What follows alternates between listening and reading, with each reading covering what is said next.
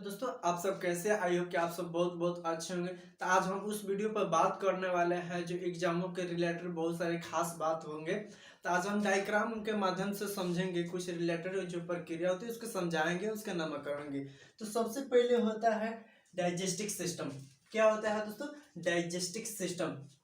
इस डायग्राम को पाचन तंत्र के नाम से जाने जाते हैं। इसके इंग्लिश में क्या कहा जाता है?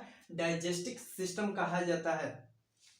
तो सबसे पहले हम इसको नामकरण करते हैं, ठीक है दोस्तों। तो अब इसका पूरा हम प्रक्रिया समझाएंगे दोस्तों। तो सबसे पहले इसका नामकरण क्या हो गया? इसका सबसे पहला भाग हो गया मुख हो गया। क्या हो गया दोस्तों? इसका पहला भाग हो गया मुख हो गया। ये हो गया लार ग्रंथि हो गया। क्या हो गया? लार ग्रंथि हो गया। और ये हो गया, क्या हो गया दोस्तों? ये हो गया ग्रास नली हो गया। क्या हो गया दोस्तों?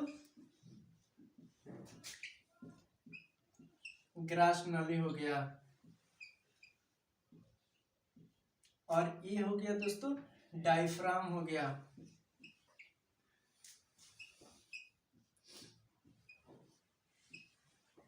डायफ्राम हो गया। इसको क्या हो गया? ये क्या हो गया दोस्तों? अमाशय हो गया।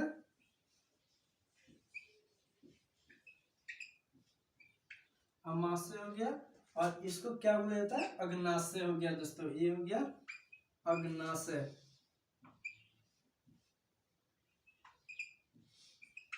अग्नाशय हो गया। और इसको क्या बोला जाता है? यकृत बोला जाता है या लीवर बोला जाता है। क्या होता है दोस्तों? यकृत होता है। और इसको क्या बोलते हैं? पित्ताशय बोलते हैं, पित्त बोलते हैं दोस्तों।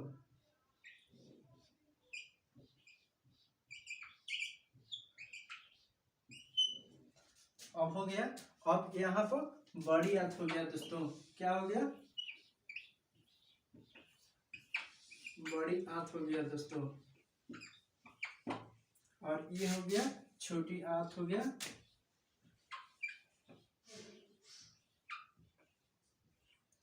छोटी आंत हो गया दोस्तों। और ये हो गया, क्या हो गया? अपेंडिक्स हो गया दोस्तों। अपेंडिक्स हो गया।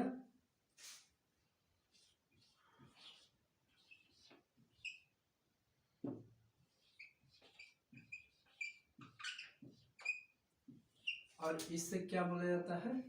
गुद्दा बोला जाता है दोस्तों।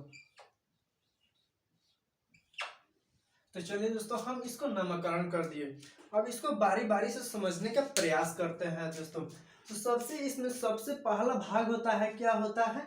मुख होता है। और दूसरा का भाग क्या होता है? लार ग्रंथि होता है।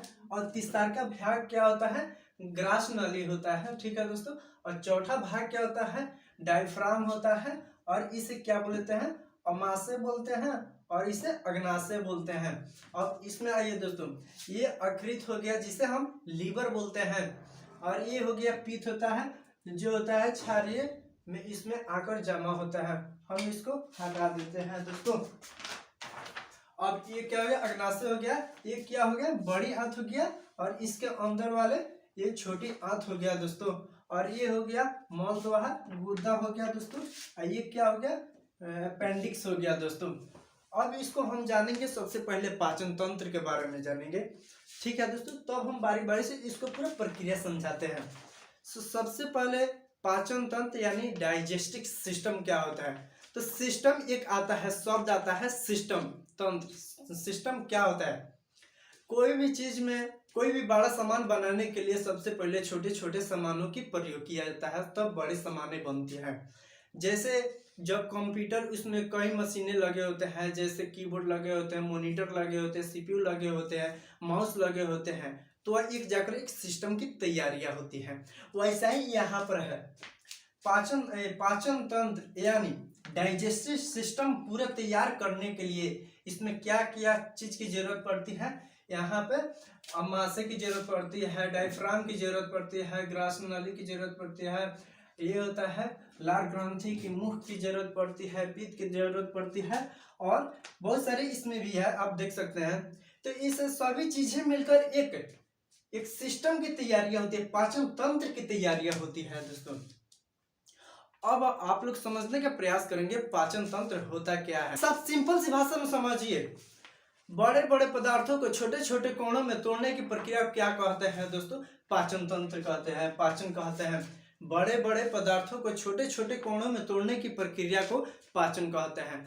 जैसे अब डायग्राम के माध्यम से समझिए। सबसे पहले हम समझाएंगे अब क्या होता है, पाचन कितने प्रकार के होता है। तो पाचन कितने प्रकार के होता है दोस्तों?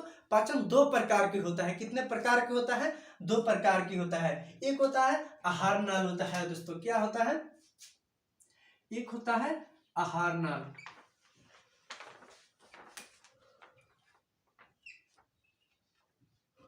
एक होता है आहार नाल, दूसरा होता है पाचन ग्रंथि। पाचन ग्रंथि होता है। क्या होता है दोस्तों? पाचन ग्रंथि होता है। अब हम दो हो गया दोस्तों, एक होता है आहार नाल और पाचन ग्रंथि, दूसरा का पाचन ग्रंथि होता है। अब आहार नाल पर बात करेंगे तो आहार नाल जो होता है आहार नाल 5 खंडों में विभाजित होता है। जो 5 खंडों से मिलकर ही बना होता है आहार नाल। जैसे में हम सिंपल से समझ सकते हैं, जो भी हम पदार्थ को खाते हैं, जो भी खाद्य पदार्थ लेते हैं, तो वह खाद्य पदार्थ हमारे 5 अंगों से होते हुए गुजरता है। कौन कौन से अंग? डायग्राम के माध्यम से समझिए दोस्तों। फर्स्ट हो गया मुख हो गया, ठीक है दोस्तों। फर्स्ट मुख हो गया, तब हो गया जो होता है ये ग्रास होता है, कंठ होता है, उसके माध्यम से होता है, ग्रास नली के माध्यम से होता है। और दूसरा का हो गया अमाशय के माध्यम से होता है। और होता है एक होता है बड़ी आंत और छोटी आंत के माध्यम से होता है दोस्तों। ठीक है दोस्तों, अब समझ गए। अब होता है क्या? अब होता है जो पाचन तंत्र होता है। पाचन तंत्र होता है जो भोजन में पचाने का कौन कौन से अंग कार्य करते हैं। तो इसमें भी 4 होते हैं। कितने होते हैं? 4 होते हैं। आप देख सकते हैं, एक होता है लार ग्रंथि होता है, फर्स्ट में लार ग्रंथि, और दूसरा का होता है यकृत होता है, तीसरा का होता है पित्ताशय होता है, और चौथा होता है अग्नाशय होता है। क्या होता है? अग्नाशय होता है। तो सबसे पहले हम बात करने वाले हैं आहार नाल पे। ठीक है दोस्तों, आहार नाल पे सबसे पहला भाग होता है मुख होता है। मुख, जब हम भोजन करते हैं तो जब हम भोजन करते हैं तो भोजन जो मुंह में छोटे छोटे कणों में विभाजित करते हैं, तो वहां पे लार एंजाइम पैदा होता है। उसके माध्यम से कुछ एंजाइम उसमें मिल जाते हैं, तो वो कहाँ पे आते हैं? ग्रास नली के माध्यम से होते हुए। ग्रास नली का लंबाई कितना होता है? 8 से 10 मीटर होता है दोस्तों। 8 से 10 नहीं सॉरी, आहार नाल होता है, आहार नाल का कितना होता है लंबाई? 8 से 10 मीटर होता है। और जो होता है ये श्वास नली के पाछे का भाग होता है। क्या होता है? श्वास नली के पाछे का भाग होता है, आहार नाल होता है। जब आहार नाल सबसे पहले जब डायफ्राम के नीचे जो भेदती हुई आती है, डायफ्राम के भेदती हुई आती है यानी छेदती हुई प्रवेश करती है, तो किसमें प्रवेश करती है दोस्तों? अमाशय में प्रवेश करती है। किसमें प्रवेश करती है? अमाशय में प्रवेश करती है। तो अमाशय में जो प्रवेश करती है, जो भोजन के माध्यम से अमाशय में जब प्रवेश करती है, तो यहाँ पर क्या बनती है? जठर ग्रंथि यहाँ पर उत्पन्न होती है। क्या होती है? जठर ग्रंथि निर्माण होता है। उसके माध्यम से यहाँ पर भोजन की कुछ पाचन प्रक्रिया समाप्त हो जाती है। ठीक है दोस्तों, तब इसके माध्यम से होते हुए ये होता है क्षुद्रांत होता है। क्या होता है दोस्तों? इसके नाम होता है क्षुद्रांत होता है।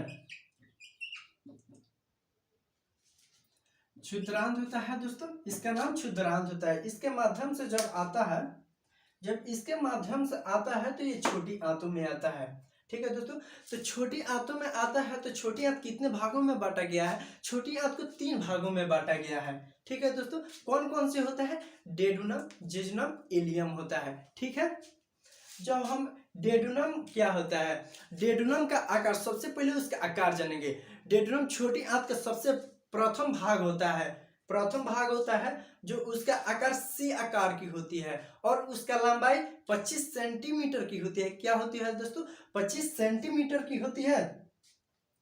25 सेंटीमीटर की होती है। और उसमें पित्ताशय जो अग्नाशय का रस उसमें आता है और इसमें पाचन बहुत सबसे अधिक पाचन की प्रक्रिया उसमें समाप्त होती है दोस्तों। और दूसरा का क्या होता है, जेजुनम होता है जो अवशोषण करता है। दूसरा का भाग होता है जेजुनम होता है, उसका उसका लंबाई कितनी होती है, 1 मीटर होती है। वो अवशोषण करता है, सबसे अधिक अवशोषण करता है। और तीसरा का क्या होगा, एलियम हो गया।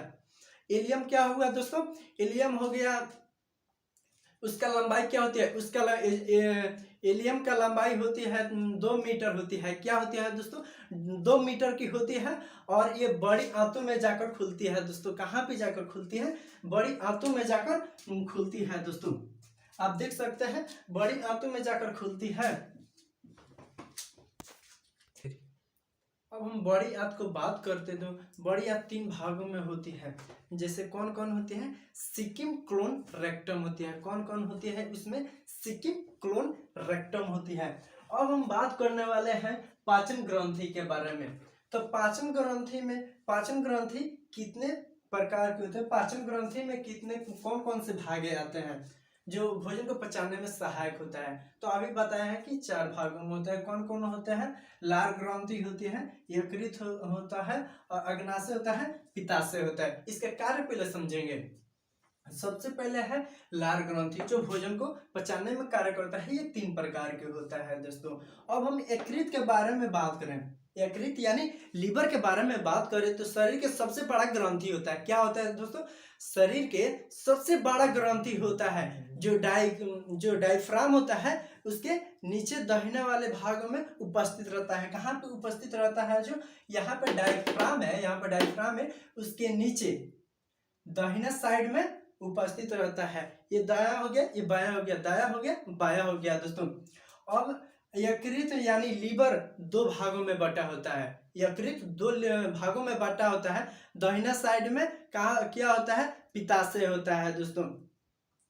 पित्ताशय होता है, पित्ताशय दाहिना भाग के अंदर क्या होता है, पित्ताशय होता है। यकृत के पीछे उपस्थित रहता है। क्या होता है, पित्ताशय उपस्थित रहता है। यकृत इसका वजन कितना होता है, यकृत का वजन 1.5 kg का होता है। कितना होता है दोस्तों, उसका भार क्या होता है, 1.5 kg का होता है। अब हम बात करने वाले हैं पित्ताशय के बारे में।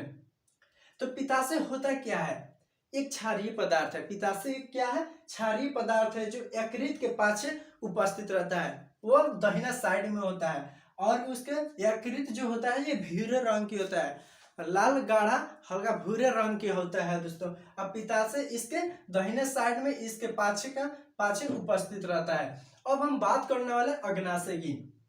अग्नाशय जो है, अग्नाशय यकृत और जठर ग्रंथि इसमें उपस्थित रहता है जो बहुत सारे भोजन जो होते हैं इसमें पचाने का सहायक करता है दोस्तों।